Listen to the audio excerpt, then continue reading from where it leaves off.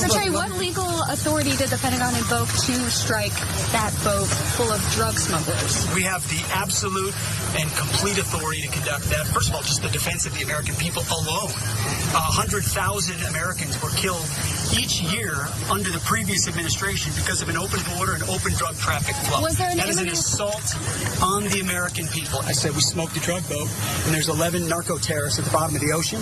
And when other people try to do that, they're going to meet the same fate. Not a good sign. Members of the Trump administration, including Secretary of Defense Pete Hegseth, are struggling to explain what authority they had to blow up an alleged cartel boat leaving Venezuela, which killed 11 people. Now, the boat was allegedly carrying Tren de Aragua drug traffickers, which Trump has designated as a terrorist organization. Normally, the US Coast Guard would intercept suspected drug traffickers in international waters. Also worrying is the fact that our government hasn't even bothered to identify any specific targets. So all of this begs the question, was the US strike on that boat legal? Reuters reports that the United States can argue it was taking anticipatory self-defense action, and Trump said Tren de Aragua was under the control of Venezuela's president, Nicolas Maduro. However, that falls short of international law without evidence of an imminent attack or past attacks by Tren de Aragua, according to legal experts. Now, the administration has not provided any evidence that the US was in fact in imminent danger or that the vessel was even armed. Plus, our own laws here in the US indicate that drug trafficking is not punishable by death. And it appears that the administration is well aware that they acted outside the parameters of the rule of law that they purport to care so much about, at least when it comes to democratically run liberal cities. In fact, the New York Times had this incredibly fascinating sentence in one of their reports recently having to do with the strike. They wrote that Pentagon officials were still working Wednesday on what legal authority they would tell the public was used to back up the extraordinary strike in international waters. Nonetheless, Secretary of State Marco Rubio, a known war hawk who inspired groans from the America First faction on the right when Trump nominated him for Secretary of State, continues his saber rattling. We destroyed a drug boat that left Venezuela, operated by a designated narco-terrorist organization, which is what these are.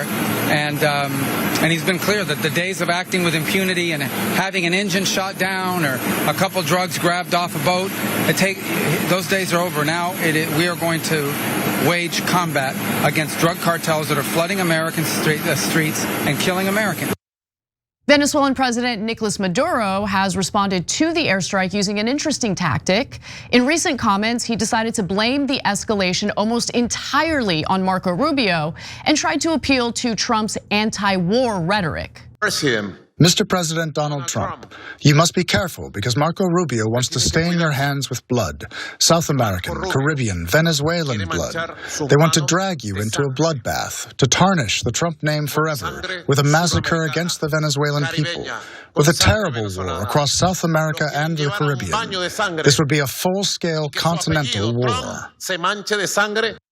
But there are other signs of escalation. The US has significantly ramped up its military presence in the Southern Caribbean in recent months. The Amphibious Ready Group and roughly 2,200 Marines from the 22nd Marine Expeditionary Unit are operating near Puerto Rico in the Northern Caribbean Sea. They're joined by 2 guided missile destroyers and a cruiser, which are also operating in the Caribbean. And I mean, let's keep it real. Marines are usually deployed for boots on the ground, not a great sign here. And just today, the Pentagon announced that it's sending 10 F-35 fighter jets to the Caribbean to be used in operations allegedly targeting drug cartels. And I say allegedly because honestly, I personally don't believe this is about drugs for a single second. And Dave, you recently had Dave DeCamp on from antiwar.com, and he mentioned something that even I didn't know about in regard to the Trump administration blowing boats up. Let's take a look. I mean, the US military just blew a boat out of the water in the Caribbean, claiming that it was carrying drugs. And actually, they did something similar in Somalia a few months ago. They bombed a boat and claimed it was smuggling weapons. And I remember thinking, like, how could you know that? How could you know everybody on the boat is even aware that they're smuggling weapons? Like, how could you really know that? And they're probably just relying on like whoever their allies are, whatever they tell them about that boat. And now we see it. I mean, this is a precedent has been set. Now, if you want to get into this, by this U.S., I believe it was an airstrike. It hasn't been confirmed. Maybe a drone or something. The U.S. bombing a boat, claiming that it's carrying drugs and killing, according to President Trump, 11 people, which he calls terrorists. Okay, so what the hell is going on here? And how many conflicts is the United States involved in that most Americans don't even know about? So I opened it up to you, Dave Smith. I want to know, what your thoughts are about what's really going on with Venezuela.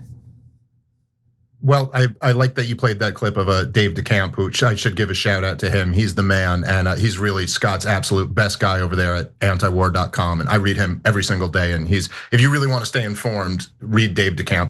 Absolutely. Every day at antiwar.com, because he's all over like every conflict and puts out like multiple articles every day about it. Yeah, it's kind of like the war on drugs times the war on terrorism, and they've both been such successful policies that why don't we merge these two things? And for some reason, this seems to be like catnip to a lot of the Trump supporters, that they just, all right, we're narco-terrorists is all you need to hear for right-wingers, I guess, to get excited, or at least some of them. And of course, what does that even mean exactly?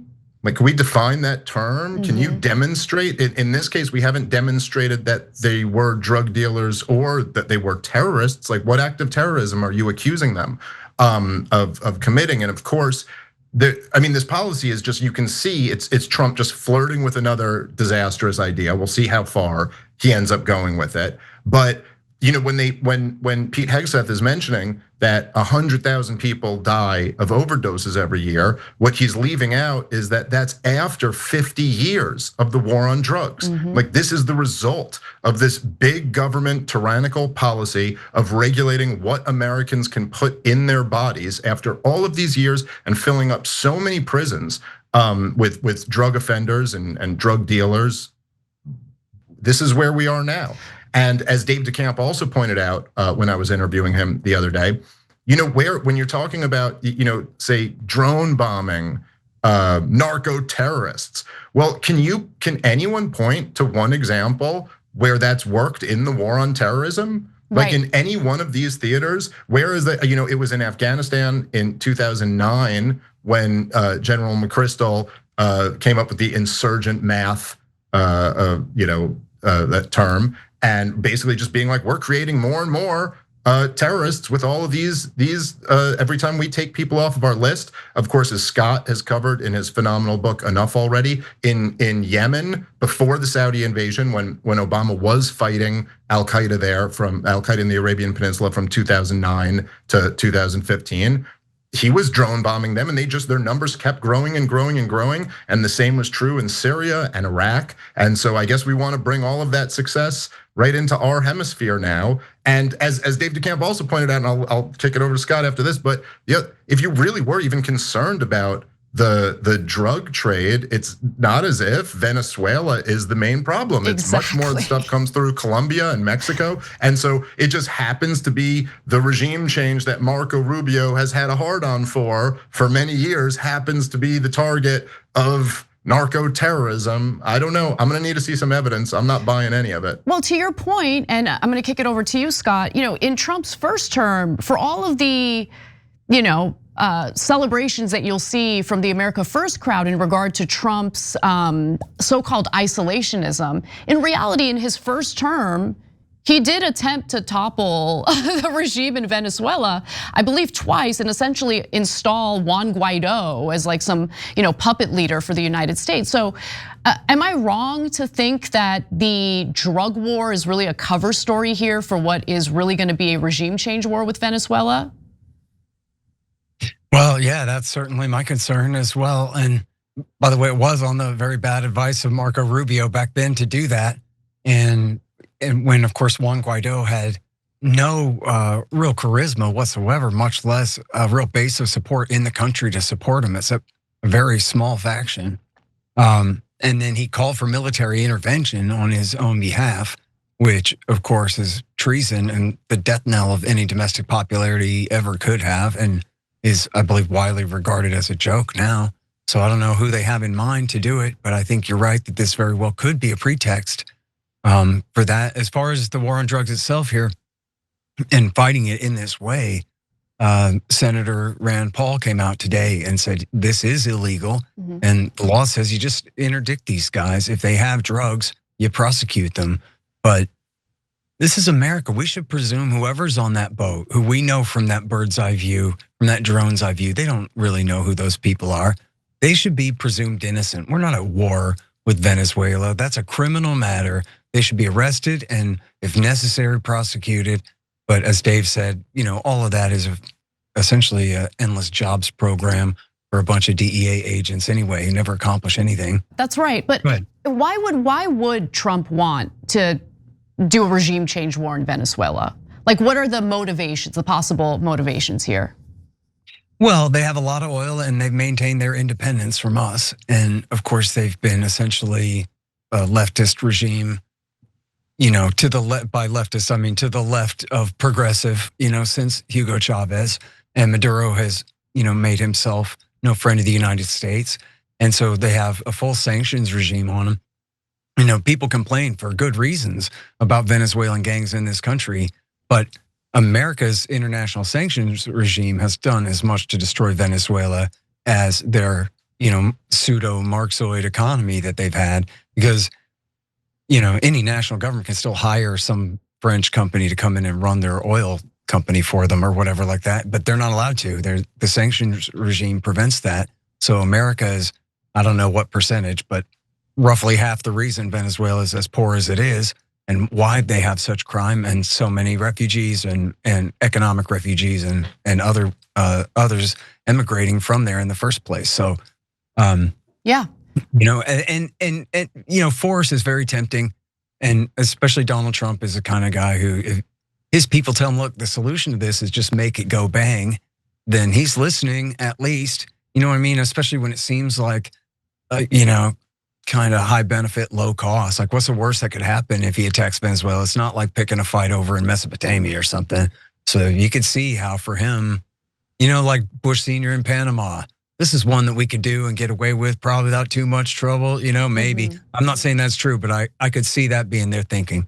But my concern is that we're getting mixed up. Well, we're making a lot of different enemies all across the globe right now. So in regard to the interview that you had, Dave, with DeCamp, he talked a lot about what's currently transpiring in Somalia and how the airstrikes, the US airstrikes in Somalia have really ramped up under the second Trump administration. Most Americans don't know about that. We're doing what we're doing right now with Venezuela. We are aiding and abetting a genocide in Gaza and the annexation of the West Bank in the Middle East. I mean, there's a lot going on. And so it's very easy to kind of get caught up in this ideology of, well, we're this military superpower and no one's gonna attack us and no harm will come to the United States. But we also know that the way wars are fought has really changed. And with the emergence of drones, I think that really does change the game in regard to US security. I'm a little bit concerned about what's going on right now and whether our foreign policy is actually attracting a lot more hostility that could put Americans at risk. What do you think about that, Dave? Oh yeah, I mean, I think it's a real concern, and of course, this is what created the terrorist problem to begin with. I think what we've done here now, being completely implicated for facilitating the genocide in Gaza, all these military campaigns where there really is no clear threat to US national security, but the hatred that we engender from these campaigns is a real threat to US national security. And I do think, I get caught up a little bit. Obviously, the war hawks are always trying to make people scared. And this, back, if you could remember Dick Cheney after 9/11, talking about it's not a matter of if, but when. And so they're always playing up this, you have to be afraid and therefore give all of your, give us additional power and kind of turn your brain off. But the policy of immediately after the terror wars, having the Joe Biden de facto open borders, and now just getting right back into the game of wars of choice, and of course backing Israel's just horrific genocide of the Gazans.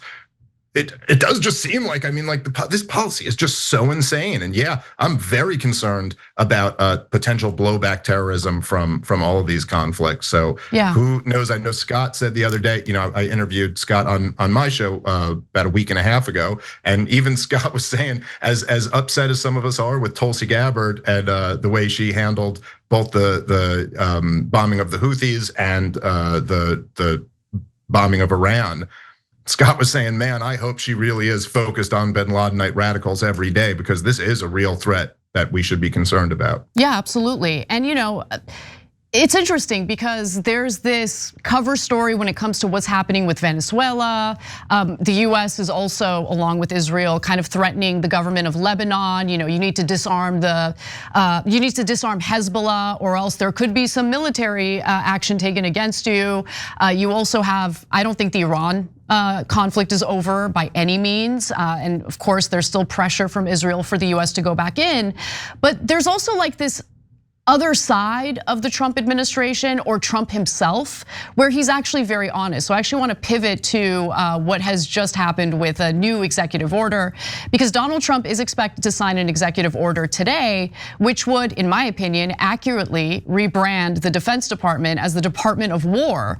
Because it does seem like the Defense Department does a lot less defending and a lot more warring.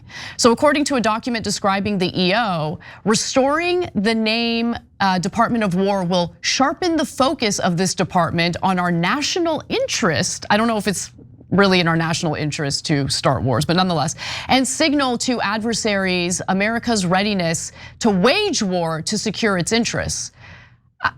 I think that the international community is well aware that we're willing to wage war pretty much over anything, but there are suspicions that this all stemmed from a single passing comment that Trump made to Secretary of Defense Pete Hegseth. Hegseth has been discussing the issue internally since March, said a person familiar with the matter, apparently inspired after a White House meeting at which Trump quipped, "You look more like a Secretary of War."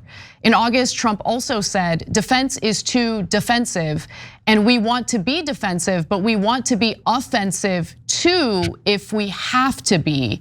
He has argued that defense was too politically correct a term. It's too woke, I guess, and that War Department just sounded better.